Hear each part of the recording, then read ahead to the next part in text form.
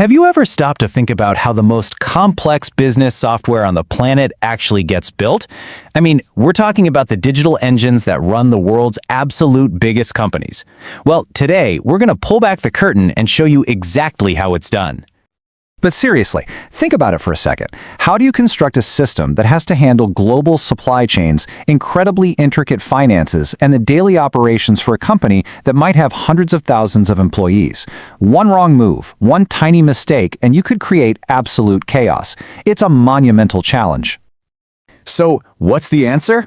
Well, it turns out you build it just like you'd build a modern skyscraper. You don't just show up with a pile of bricks and hope for the best. No way. You need a meticulous blueprint, a rock-solid foundation, a structured process, and you need rigorous safety checks at every single step. And that analogy, building a skyscraper, is going to be our guide for this whole explainer. Right, so every great skyscraper has to start with a great blueprint. Before a single line of code gets written, before anyone configures even one setting, the entire team has to get together and really explore what's possible. This is the phase where the vision truly takes shape. The very first step is to create what's called a sandbox system. Now, the best way to picture this is to think of that super detailed architectural model you see in a new building's lobby. It's a fully functional, pre-configured trial where you can play around, test out ideas, see how everything works together, and finalize your project's blueprint, all without any risk to the actual live business. It's a safe space to get it right. Now, this blueprint phase can really go one of two ways. On one hand, you've got a new implementation. Think of this like building a brand new skyscraper on a completely empty plot of land. You're starting totally fresh. On the other hand, there's a system conversion, which is much more like retrofitting a beautiful historic landmark. You're taking an existing system and very carefully modernizing it from the inside out. Two totally different challenges, but both have to start with that clear, agreed-upon play. Okay, so once the blueprint is approved, it's officially time to break ground. This is what we call the path to production. And let me tell you, it follows a strict, absolutely non-negotiable sequence to guarantee quality and safety. The entire construction process follows this three-tier system. Every single change, and I don't care how small it is, it absolutely must travel through this exact sequence. It goes from the development workshop to the quality inspection site, and only then can it go to the final production environment. There are zero shortcuts. I repeat, no shortcuts.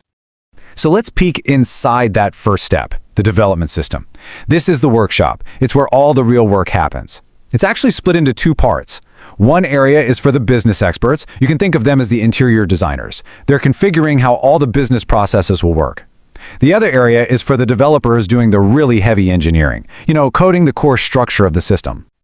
Now, once a new feature or component is built, it gets moved to the quality system. And this right here is the most important safety check in the entire process. Honestly, think of it as the city inspector, the structural engineer, and the fire marshal all rolled into one tough-to-please team. Everything gets stress tested here. If it fails the inspection, it goes straight back to the workshop. No questions asked, no exceptions. And finally, after passing every single rigorous inspection, the change is promoted to the production system. This is it. This is the grand opening. The skyscraper is officially open for business. This is the live environment that employees and customers are interacting with every single day. So, a construction process this detailed and meticulous, it needs some serious oversight, right? How do you possibly manage all of these moving parts, the different systems, the licenses, the support issues? Well, you need a central control tower. And that control tower is called SAP for me. It is the digital command center for the entire project, from start to finish. This is where administrators first get the keys to the construction site. It's where they manage support cases if something goes wrong, and it's where they keep a close eye on all the permits and licenses. It's the one single source of truth for the entire project. And if you look inside that command center, you see everything is really clearly organized. The customer admin uses systems and provisioning to, get the keys to the site and spin up new systems. When anyone needs help, they all turn to services and support. It's just a super organized way to manage all the administrative stuff that comes with a project this massive. So what's the fundamental technology that's actually powering this whole operation? Come on, let's pop the hood and take a look at the project's power grid.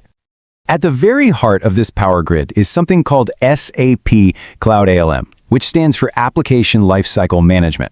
Now, it has two really critical but very distinct jobs. First, during the construction phase, it's the project manager. It takes the blueprint and turns it into thousands of trackable tasks. But then after the grand opening, its job completely shifts. It becomes the building's 24/7 monitoring system, making sure everything is running smoothly. And it's broken down into these logical areas. Implementation manages the build. Operations is what keeps the lights on after you go live, and service handles all the collaboration with SAP experts. It really does cover the entire life cycle of the building, from the first sketch to its ongoing maintenance. Of course, a skyscraper is totally useless without security, right? You can't just leave the front doors wide open. That's where SAP Cloud Identity Services come in. They provide that smooth, single sign-on experience, making sure only the right people can get to the right floors. They are, quite literally, the digital key cards for the entire building. And what powers all of this stuff we've just been talking about? What makes it all go? Well, it all runs on the SAP Business Technology Platform, or BTP for short. This is the foundational utility grid. It provides the electricity, if you will, for cloud ALM, for identity services, for all the integrations, and for any future innovation you could possibly dream of. It's the bedrock. But you know, the grand opening? That's really not the end of the story. A truly great building isn't just built, it's designed from day one for continuous improvement and for future growth. The entire ecosystem is actually built for this kind of continuous growth. You've got dedicated training environments so people can learn new skills. There are demo systems for partners to showcase amazing new ideas. And there are even special licenses just for them to innovate and build things for the future. So in a way, the building is designed to constantly evolve and get better. Look, if you take just one thing away from all of this, let it be this right here. This whole structured, multi-stage landscape, it isn't just process for the sake of process. It's protection. It's the steel framework that ensures a company's most critical operations can be updated, can be improved, and can run day in and day out without any interruption.